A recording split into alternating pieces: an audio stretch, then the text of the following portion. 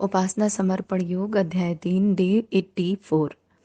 विषय था कि उपासना की सफलता के मूलभूत आधार क्या हैं। तो मूलभूत आधार में ये समझना ज़रूरी था कि हम उपासना के लिए अपने 24 घंटे में से आधे घंटे का समय ज़रूर निकालें, लेकिन जो वो समय निकालें उसमें सिर्फ लकीर पिटने वाला काम ना करके कि सिर्फ माला जप ली, मंत्र बोल लिया।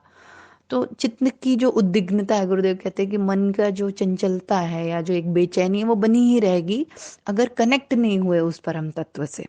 ठीक है, उस निराकार से या जो भी आपके इष्ट है उनसे आपका कनेक्शन नहीं हुआ, आत्मीयता नहीं रही, प्रेम नहीं रहा, कुछ भाव संवेदना नहीं रही, तो वो बात बनेगी नहीं, वो आधे घंटे वेस्ट ही जाएंगे। तो इसलिए ये ज़रूरी है कि ये समझें कि जो भी हम आधे घंटे दें या जितना भी समय देते हैं उतनी देर के लिए सब भूल जाओ, सब भूल जाओ और लय हो जाओ पूरा। तो तब एक प्रकार का आनंद की अनुभूति होगी। आगे गुरुदेव इसमें कहते हैं कि हमें यह जानना चाहिए कि उपासना का प्रयोजन ईश्वर और जीव जैसे दो चेतन तत्वों में समीपता एकता की स्थापना करना है। इसके लिए भावनात्मक माध्यम का प्रयोग अनिवार्य रूप से आवश्यक है। उपासना के साथ साथ भावना को अविच्छिन्न रूप से जुड़ा ही रहना चाहिए। कर्मकांड को शरीर और भावना को प्राण कहा जा सकता है। शरीर और प्राण दोनों को मिलाकर ही एक समग्र व्यक्तित्व विनिर्मित होता है। इसी प्रकार सजीव उपासना वही कहला सकती है जिसमें पूजा प्रयोग के कर्मकांड के साथ साथ स्नेह की अभिव्यंजना भी जुड़ी हो। अब देखिए गुरुदेव यहाँ बता रहे हैं कि जैसे हम लोग क्या है, जीवात्मा है। कई बार जैसे मैंने बताया है, जीवात्मा मतलब कॉम्बिनेशन ऑफ प्रकृति एंड पुरुष। ठीक है, पुरुष इज दैट ब्रह्म, प्रकृति जो भौतिक जगत दिखाई पड़ता है, ये जो स्थूल चीजें हमें दिखाई पड़ती हैं, ये प्रकृति, शक्ति, शिव और शक्ति कह सकते हैं। ठीक है, तो ये उपासना का क्रम कौन, इन उपासना का जो अपन क्रम फॉलो करते हैं उसमें कौन से दो लोग हैं जिनको एक साथ लाने का प्रयास किया जा रहा है? जीवात्मा को परमात्मा के साथ। ठीक है, और जीवात्मा भी चेतन है, यानी लाइवलीनेस है उसके अंदर, और परमात्मा भी चेतन है। जीवात्मा के अंदर जो चेतनता है, लाइवलीनेस है, वो परमात्मा की वजह से है या आत्मा की वजह से है। तो दो ऐसी चीजें जो अलाइव हैं, जो कॉन्शियस हैं, उनको पास में लाने के लिए अगर हम उपासना का क्रम कर रहे हैं और सिर्फ ऊपर ऊपर भौतिक जगत में काम कर रहे हैं, यानी कि सिर्फ मटेरियलिस्टिक तरीके से उसको प्राप्त करने की कोशिश कर रहे हैं, ठीक है, और उसमें कुछ भाव संवेदना नहीं डालेंगे तो बात नहीं बनेगी। क्यों? क्योंकि जब जो चीजें चैतन्य होती हैं वो पूर्णता प्राप्ति के लिए भाव संवेदना की रिक्वायरमेंट रखती हैं। समझ गए? क्यों? क्योंकि जो जड़ है उसमें जैसे पैसा क्या है? जड़ है। सामान क्या है? जड़ है। तो आपको कोई जड़ सामान चाहिए तो आप जड़ पैसा दे के जड़ सामान ले आई। मैं मॉल गई, मैंने जड़ पैसे निकाले, जड़ पैसा मतलब पैसे में तो कोई लाइवलीनेस है नहीं, और उससे जड़ सामान खरीद के ले आए, कुछ भी जो हमें चाहिए था। अब उसमें मुझे कोई भाव संवेदना लगाने की जरूरत नहीं है, ये एक प्रकार का काम था भौतिक जगत का जो मैंने कर लिया। पर जब हम कहते हैं उपासना, उपासना कोई जड़ प्रक्रिया है नहीं। क्यों? क्योंकि उसकी जो दो पार्टीज इन्वॉल्व हैं, जिनको दिन को दो को अपने को कंबाइन करना है उपासना के माध्यम से, वो दोनों कॉन्शियस हैं, वो दोनों चैतन्य हैं, वो दोनों लाइव हैं, अलाइव है, उनके अंदर भाव समय। तो उनको अगर हम सोचें कि ये भगवान की मूर्ति जड़, भगवान की मूर्ति क्या है? जड़ है। ठीक है, वो रखी हुई है। मेरा ये जड़ फूल, मेरी ये जड़ माला, मेरे जड़ शब्द, शब्द अपने आप में कुछ भी नहीं है अगर उसमें भाव संवेदना ना हो, बस मुंह से अगर बोला जा रहा है और कुछ फील नहीं है, कुछ इमोशन नहीं है, कुछ इंटेंशन नहीं है, बात नहीं बनेगी। तो ये जड़ चीजें, मेरी जड़ माला, जड़ मेरा फूल, चंदन, अक्षत, जड़ फोटो को मैंने चढ़ा दिया आधे घंटे, तो उससे कुछ नहीं हुआ, बस ऊपर ऊपर की एक प्रक्रिया हो गई, भौतिक जगत की व्यापार जिसको कह सकते हैं। पर इसी को गुरुदेव कह रहे हैं व्यापार तक मत बना के रखो। क्यों? क्योंकि ये व्यापार से प्राप्त होगा ही नहीं। और यही मूल कारण है कि बहुत से लोगों की ये शिकायत रहती है कि हम तो बहुत पूजा करते हैं पर हमें कुछ आनंद की प्राप्ति नहीं हुई, हमें तो भगवान नहीं मिले। क्यों? क्योंकि जो आप पूजा करते हैं वो जड़ पदार्थों की, जड़ पदार्थों से, जड़ पदार्थों की और जड़ पदार्थों से कर रहे हैं। आप उस चैतन्य की पूजा अपनी चैतन्यता से करेंगे तो बात बनेगी। और उससे क्या होगा, फिर समग्र व्यक्तित्व का निर्माण होगा।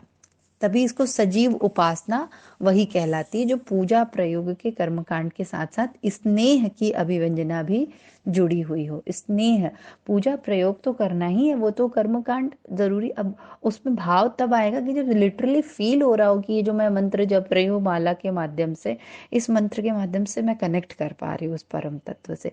ये सब तो विज्ञान है उनसे कनेक्ट करने का, लेकिन उस विज्ञान, गुरुदेव कहते थे श्रद्धा जो है ट्रिगर है। जैसे गोली बंदूक ये सारी चीजें होती हैं ना, तो पूजा पाठ मंत्र ये सब क्या है, गोली बंदूक है। लेकिन फिर जब तक बंदूक भी है आपके पास, गोली भी है, पता भी है कहाँ लगाना है, पर ट्रिगर नहीं दबाओगे तो वो जाएगी कैसे, गोली बंदूक से निकलेगी कैसे, डेस्टिनेशन पे लगेगी कैसे, टारगेट पे जाएगी कैसे। उसके लिए श्रद्धा की बात करते थे कि जो ट्रिगर होता है उसको श्रद्धा कहते हैं। तुम्हारे पास पूजा का कर्मकांड का सारा मेथड है, मंत्र है, अब पता भी है कि किधर पे तुमको जाके ट्रिगर वो करना है, हिट करना है, परमात्मा कहाँ है ये वो। लेकिन अगर श्रद्धा नहीं है तो वो सारी चीजें बेकार हो जाएंगी। क्यों? क्योंकि गोली तो निकली ही नहीं ना बंदूक से बाहर। और हम रोज बंदूक लेके बस खड़े हो जाते हैं और सोच रहे हैं यार निशाना क्यों नहीं लग रहा है, निशाना क्यों नहीं लग रहा है, क्योंकि ट्रिगर तो दब ही नहीं रहा है। ट्रिगर दबता ही सिर्फ श्रद्धा से, उसका कोई दूसरा ऑप्शन ही नहीं है। और श्रद्धा और भाव संवेदना के बिना जब तक ट्रिगर दबेगा नहीं, निशाना लगेगा नहीं, आउटपुट आएगा नहीं, विजय प्राप्त होगी नहीं।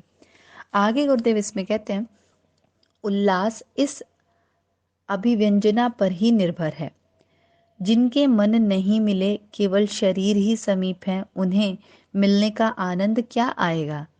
किंतु यदि भावनाएं प्रबल हैं तो शरीर के दूर रहते हुए भी मन उत्साह से भरा रहता है और कल्पना के माध्यम से भी मिलन सुख उपलब्ध होता रहता है। इस तथ्य को भुलाकर जो लोग पूजा पाठ का कर्मकांड मात्र पूरा करते रहते हैं और भावनात्मक अभिव्यंजना का समन्वय नहीं करते, उन्हें ही मन न लगने की, आनंद न आने की शिकायत रहती है। अन्यथा वे क्षण तो हर्षोल्लास से भरे हुए ही होने चाहिए। इस संबंध में बरती हुई उपेक्षा ही वह मूल भूल है जिसके कारण उपासना एक बोझिल प्रक्रिया मात्र बनकर रह जाती है और आरंभिक उत्साह शिथिल होते ही कितने लोग उसे छोड़ बैठते हैं। यदि प्रारंभ से ही वस्तु स्थिति का ध्यान रखा जाए, सजीव उपासना क्रम अपनाया जाए, भावनात्मक तत्परता का समावेश रखा जाए, तो एक बार इस आनंद का रसास्वादन करने के उपरांत उपासना का को छोड़ने का कोई नाम भी नहीं लेगा। गुरुदेव कह रहे हैं कि ये जो हम लोग को उल्लास कहते हैं ना कि बड़ा आनंद आया, ये किस पे निर्भर है, ये निर्भर ही इस पे है कि सजीव उपासना की जाए, निर्जीव नहीं, जड़ उपासना नहीं करनी है, सजीव उपासना करनी, तभी वो उल्लास की बात आएगी। अब इतना सुंदर एग्जाम्पल देते हैं, कई बार बहुत से लोग ऐसे हैं जिनके साथ हम शारीरिक रूप से साथ में हैं पर मन नहीं मिलता तो बात बनती नहीं है, भले ही आप उनके साथ 24 ही घंटे रह लो, ठीक है। क्यों? क्योंकि अगर आप शरीर शरीर से साथ में हो और भावनात्मक रूप पर कोल्ड हो, स्विच ऑफ हो एकदम, तो there is no point, as if you are not there, एकदम उसी के जैसा ही है। क्योंकि शरीर तो जड़ है अपने आप में, शरीर में तो कुछ है नहीं। बिल्कुल ऐसे ही गुरुदेव कह रहे हैं। और बहुत से लोग ऐसे होंगे जीवन में, आपने देखा होगा, जो शारीरिक तौर पर आपके साथ ना हो पर जिनके साथ अच्छी भाव संवेदना हो, अच्छी ट्यूनिंग हो, ठीक है। ऐसे बहुत से लोग जीवन में होते हैं, माता पिता हैं, हम दूर हो जाते हैं उनसे, लेकिन अगर इंट्यूशन अच्छे, हमारे भाव संवेदना अच्छी है, मन मिलता है, सिस्टर्स ब्रदर्स रहते हैं आपस में, बहनें रहती हैं, विवाह हो जाता है, चली जाती, दूर रहती हैं, लेकिन अगर मन मिलता है तो भले ही शारीरिक रूप से दूर हैं पर मन मिलता है, भाव संवेदना मिलती है, कभी थोड़ा ही बात हो गई लेकिन अच्छा लगता है क्योंकि हृदय से जुड़े हुए हैं। इस तरीके की बातें होती हैं, सभी के साथ होती होंगी जीवन। और लेकिन बहुत से लोग होंगे जो आपके इर्द गिर्द भी रहते होंगे लेकिन उनसे मन नहीं मिलता, तो फिर कोई पॉइंट ही नहीं है। यही बात गुरुदेव भी कह रहे हैं कि तुम दिन भर खड़े रहो मंदिर में, क्या है, 24 घंटे चले जाओ, घंटी ही बजाते रहो मंदिरों में, बाहर के भी मंदिरों में चले जाओ। लोग बहुत आजकल ये कल्चर फैला हुआ है ना मंदिर जाने का, है ना। मंदिर जाना तो वो कम हो जाता है, वो पिकनिक ज्यादा होता है कि आज चलो, आज वीकेंड है, खाली है, क्या करें, चलो वो वाले मंदिर चलते हैं। घूमने की जगह हो गई है। तो कितने भी जाओ कोई पॉइंट नहीं है। क्यों? क्योंकि तुम्हारे ना इंटेंशन प्योर है और ना भावनाएं हैं। वो तो घूमने की दृष्टि से जाया जा रहा है, और अगर स्थूल तरीके से वहां मौजूद भी हो पर भावनात्मक कोई अटैचमेंट नहीं है, तो वहां की एनर्जीज को ला नहीं पाओगे। गुरुदेव इसमें एक बड़ी अच्छी बात कहते थे कि शांति कुंज के बारे में, कि शांति कुंज जो है महाकाल का घोंसला है। वहाँ दैवी सत्ताएं हैं, सप्तऋषि हैं, और वो सच में वहाँ पे रहते हैं, ऐसा कहा जाता है। वहाँ कहते हैं कि वहाँ मीराबाई आती हैं, है ना, मीराबाई की सोल वहाँ रहती है, और दैवी सत्ताएं वहाँ हैं। पर किसको ये अनुभूति होती है कि वहाँ दैवी सत्ताएं हैं? बहुत से लोग वहां से गुजरते हैं, शांति कुंज के बाहर से, कितने ऑटो वाले, कितने लोग, बहुत से हमारे प्रियजन भी जाते होंगे, सगे संबंधी, मित्र। क्या सबको वो अनुभूति हो जाती है? नहीं, सबको नहीं होती है। उसी को हो पाती है जो उसको पकड़ता है, जो उस इंटेंसिटी से वहां की भाव संवेदनाओं को कैच करता है कि यार यहाँ पे कुछ तो है अलग, तो फिर वो रिटर्न भी पाता है। ये इको होने जैसा है बिल्कुल। जो सजीव उपासना है ना, ये जैसे कहते हैं कि ठाकुर रामकृष्ण परमहंस और मीरा की आराधना की अगर बात करें, तो मूर्तियों में तो जान होती नहीं है, उनमें प्राण हम फूकते हैं श्रद्धा के माध्यम से, और फिर वही रिटर्न होके आती है। ये विज्ञान है कि जैसे इको होता है, ऐसे किसी प्लेस पे हम खड़े हो जहाँ पे इको होता है, और आप अपना नाम लीजिए, तो वो देखिए एक बार मैंने बोला सुप्रिया, तो उधर से रिटर्न आता है सुप्रिया सुप्रिया सुप्रिया सुप्रिया, इको हो रहा है ना, गुम्मज जैसे होता है। तो सजीव उपासना भी बिल्कुल ऐसे ही है। पहले हमें वो श्रद्धा, विश्वास, इंटेंसिटी, वो फीलिंग्स लानी पड़ती है, और जब वो हम डालते हैं, तो अभी जैसे इको में कैसा होता है, हम एक बार बोलते हैं और रिटर्न में 3-4 बार सुनाई पड़ता है। मैंने एक ही बार बोला सुप्रिया, और उधर से कितनी बार है सुप्रिया सुप्रिया सुप्रिया सुप्रिया, ऐसे करके आता है ना। परमात्मा की सजीव उपासना भी ऐसी है। हम यहाँ से एक बार श्रद्धा आरोपित करते हैं या भाव संवेदना, उधर से रिटर्न में भर भर के उम्मीद, आनंद, उल्लास, ये सब मिलता है, प्रेम, है ना। तो गुरुदेव यही बोल रहे हैं यहाँ पे कि अगर तुमको सच में उस चीजों को फील करना है, तो तुम सिर्फ शरीरगत तरीके से वहां नहीं उपस्थित रहो। तो वही बात है, शांति कुंज में बहुत से लोग आते हैं, शराबी भी आते होंगे, जुआड़ी भी आते होंगे, वहां के इर्द गिर्द आसपास से गुजरते भी होंगे, ऑटो वाले, रिक्शा वाले, कितने ट्रैवलर्स को वहां ड्रॉप करते होंगे। सब उस श्रद्धा और भावना के साथ तो नहीं रहते होंगे ना। तो उनके लिए तो हाँ, उनका एक काम था, उनके रिक्शा पे कोई बैठा था, उसको डेस्टिनेशन पे पहुंचाना था, उन्होंने पहुंचा दिया। क्यों? क्योंकि they don't feel like that, उनको खुद से नहीं फील हो रहा है ना कि यहाँ पे ये महाकाल का घोंसला। वो तो जो व्यक्ति को श्रद्धा है उसको, हाँ वाह वाह मैं शांति कुंज आ गई, वाह ये तो महाकाल का घोंसला है, अरे वाह यहाँ तो बहुत एनर्जीज है, वाह यहाँ तो बड़ा आनंद और ऐसा महसूस हो रहा है। ये आपको हो रहा है। क्यों हो रहा है? क्योंकि आपके हृदय में श्रद्धा थी, ठीक है, आपके हृदय में भावना थी, प्रेम था, उमंग था। हो सकता है किसी और जगह के लिए आपके हृदय में भावना, प्रेम, उमंग ना हो, तो आपको भी सेम फील होता हो उस जगह पे जहाँ किसी तीसरे व्यक्ति को बड़ा अच्छा फील होता हो। तो गुरुदेव यही बोल रहे हैं कि परमात्मा के साथ भी हमारे संबंध कुछ इसी तरीके के होने चाहिए, कि हम सिर्फ शरीरगत तौर पे ना खड़े रहे 24 घंटे। बहुत से लोग हैं बहुत ही घंटों घंटों पूजा करते हैं, कोई पॉइंट नहीं है अगर आपकी भावनाएं नहीं जुड़ी, अहंकार नहीं गला, श्रद्धा नहीं डेवलप हुई, प्रेम नहीं है परमात्मा के साथ, उस परम तत्व के साथ, जानने की जिज्ञासा नहीं है, बेचैनी नहीं है, ललक नहीं, ये सारी चीजें जो है ना बहुत रेयर होती हैं। कारण शरीर से संबंधित चीजें हैं ये रेयर होती हैं। और कई बार अगर ये ना होना, तो इसकी प्रार्थना करनी चाहिए कि हे प्रभु, मुझे आपसे मिलने की आकांक्षा हो, प्रेम उभरे, क्योंकि प्रार्थना करने से भी ये प्राप्त होता है, ठीक है। एटलीस्ट अपने को पता तो है कि जब तक, क्योंकि श्रद्धा नहीं होगी बात नहीं बनेगी, और श्रद्धा आ नहीं रही है। श्रद्धा आ क्यों नहीं रही? निश्चित ही कोई पूर्व के संस्कार होंगे संचित, जो होल्ड बैक किए होंगे, रोक रोक के रखा होगा। कोई दिक्कत नहीं है, हम प्रार्थना करेंगे कि हमारे हृदय में भी श्रद्धा उत्पन्न हो। भवानी शंकरो वंदे श्रद्धा विश्वास रूपिणो, भवानी और शंकर की मैं आराधना करती हूँ जो श्रद्धा और विश्वास के स्वरूप है। तो उनकी क्यों आराधना कर रहे हैं? कि वो हमारे हृदय में श्रद्धा और विश्वास डेवलप करें, क्योंकि वो श्रद्धा और विश्वास के स्वरूप है। शिव शंकर हमारे श्रद्धा और विश्वास के स्वरूप हैं। तो वो श्रद्धा और विश्वास हमारे जीवन में भी आए, ऐसी प्रार्थना करें। अगर नहीं है, भगवान से मिलने की तड़प नहीं है, कोई बेचैनी नहीं है, तो ऐसी प्रार्थना करके भी उसको पाया जा सकता है। तो गुरुदेव यही कह रहे हैं कि वस्तु स्थिति को अगर ध्यान में रखें और भावनात्मक तत्परता से ईश्वर के साथ एक रूप होने की बात करें, और एक बार भी वो इको वाला जो साउंड है, रिटर्न वाला, मैंने जो बोला और उसके बाद रिटर्न में जो आया, एक बार भी जिसने उसका स्वाद चख लिया, शेर के मुंह में एक बार भी खून लग जाता है ना, तो वो छोड़ता नहीं है वो। बिल्कुल यही हाल है, एक बार भी मुंह में लग गया ना स्वाद परम आनंद का, तो कोई प्रश्न ही नहीं उठता कि वो व्यक्ति उपासना छोड़ दे। तो जब कभी भी आप सुने लोगों को ये कहते हुए कि यार मैं पहले करती थी, अब मैंने बंद कर दिया है, पता नहीं कुछ मिला, मजा नहीं आ रहा था, तो समझ जाइए कि इसमें परमात्मा में गलती नहीं है, और ना कि उनके किसी उपासना के क्रम में गलती होगी, या भगवान नहीं है, या धर्म ग्रंथ बेकार हैं, या मंत्र बेकार था। नहीं, उनकी भाव संवेदना ठीक नहीं थी, या थी ही नहीं। ठीक नहीं क्या होता है, होएगी नहीं, जड़ रहा होगा, या इंटेंशंस में कुछ स्वार्थपरता रही होगी, अहंकार रहा होगा, प्रेम वेम नहीं रहा होगा। तो ऐसे ही लोगों की फिर उपासना छूटती है।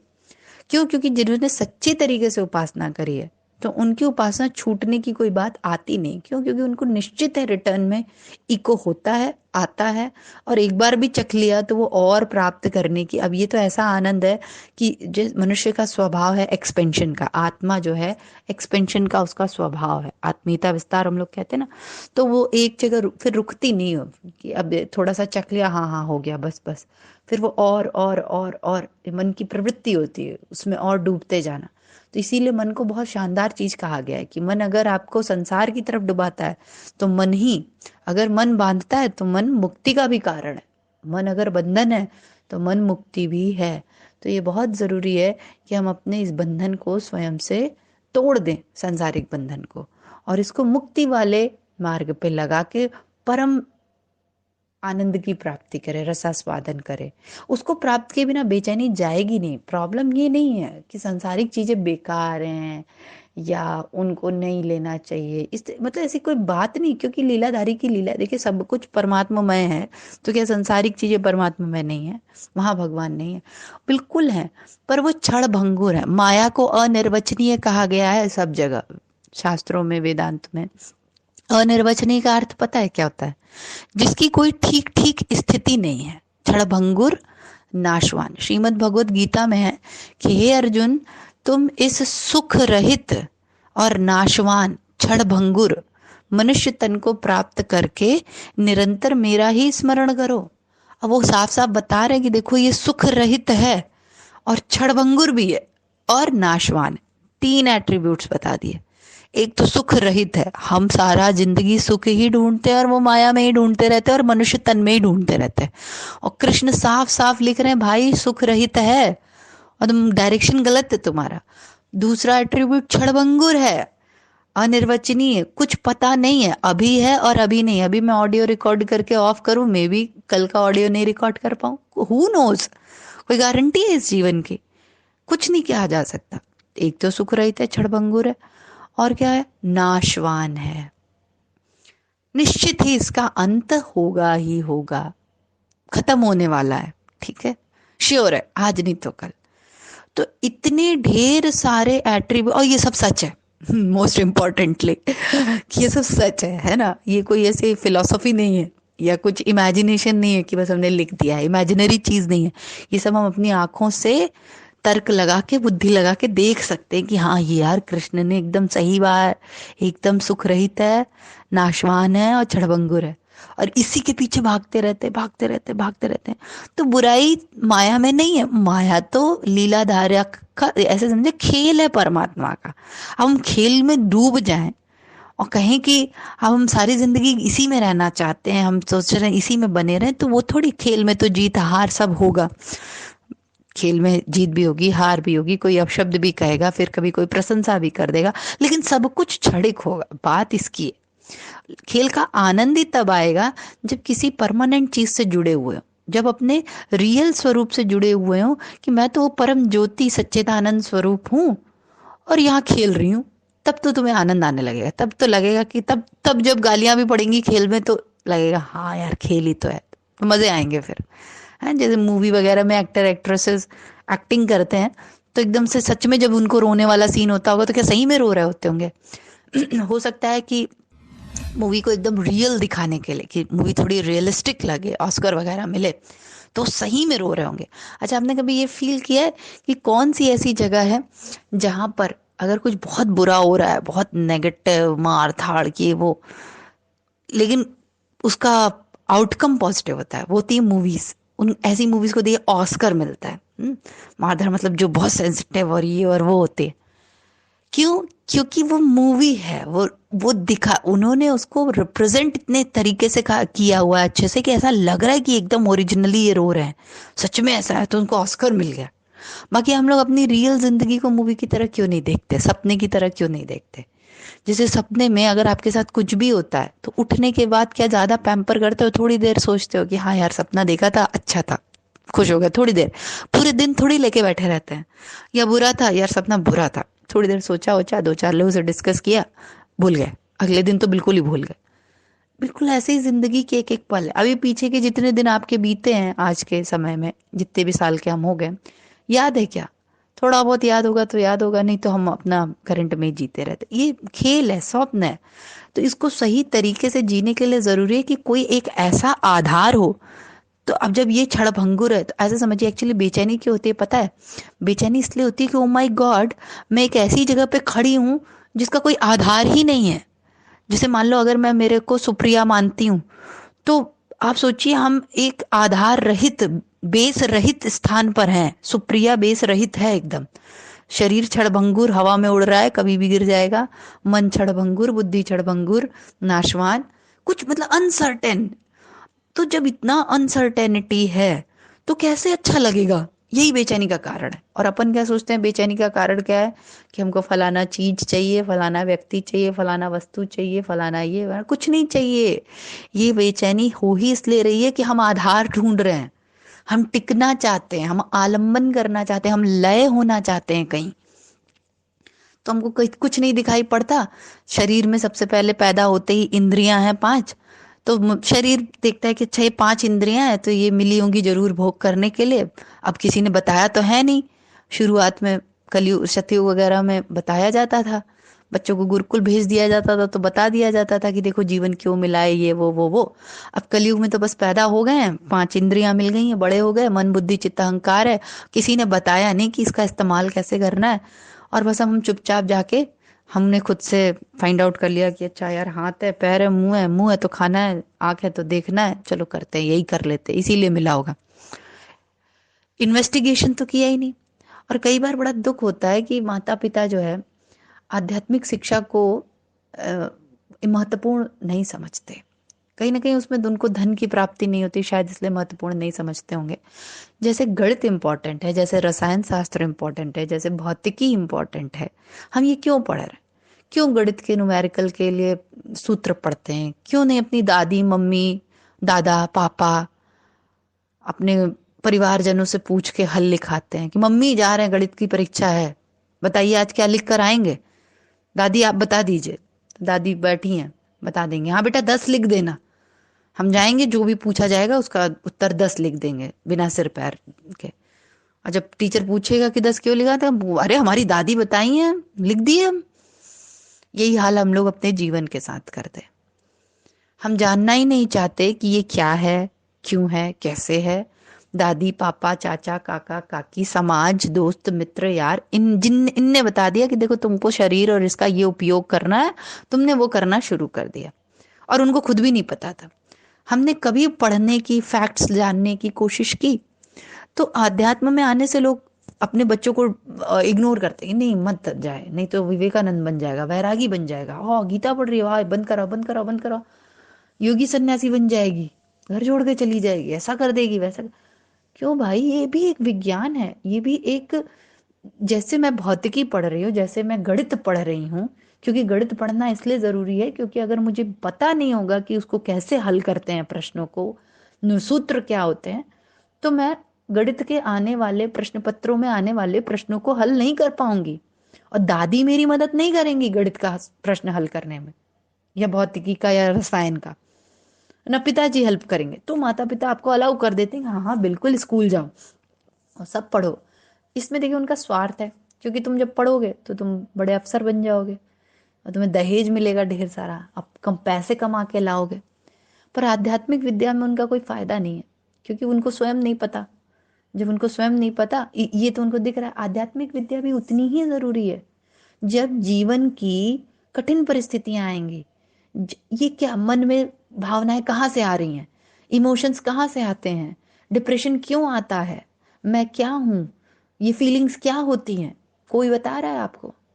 किसी ने भी अपने बच्चे को या आपके ही माता पिता ने आपको पैदा हो से लेकर आज तक ये बिठा के बताया कि बेटा देखो तुम्हारे अंदर एक मन है, एक बुद्धि है, एक चित्त है और एक तुम्हारा अहंकार है, तुम्हारे संस्कार हैं, उसमें प्रारब्ध हैं, उससे ऐसी ऐसी चीजें आती हैं और तुम्हारे अंदर भाव संवेदना उठती है, एक बेचैनी है, तुम्हें कुछ प्राप्त करने की इच्छा ललक लगी रहे? कोई बता रहा है? कोई नहीं बता रहा है।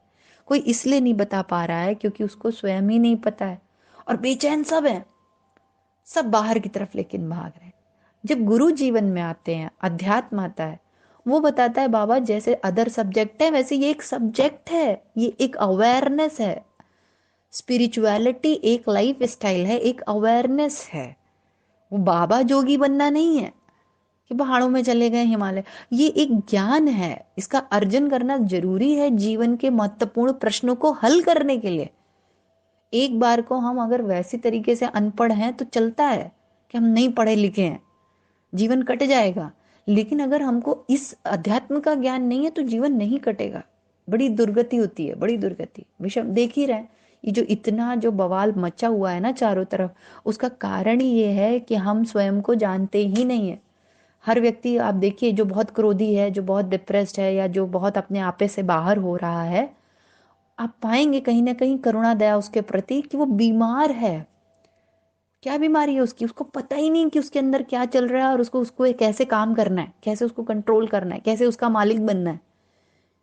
क्योंकि हमको तो मालिक बनने को बताया गया है 5 स्टार होटल का, बंगलों का, कार का, इसके मालिक हो तुम, धन का, करोड़ों की संपत्ति के मालिक हो तुम, अपनी इन चीजों के मालिक तुम स्वयं हो, आत्मस्वरूप। ये तो किसी ने बताया नहीं। तो ये बड़ी दुख की बात है।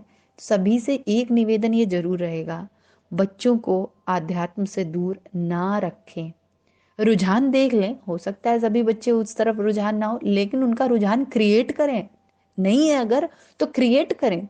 बच्चे घड़ा होते हैं मिट्टी का, उनको जैसा शेप देंगे वो प्राप्त कर लेंगे।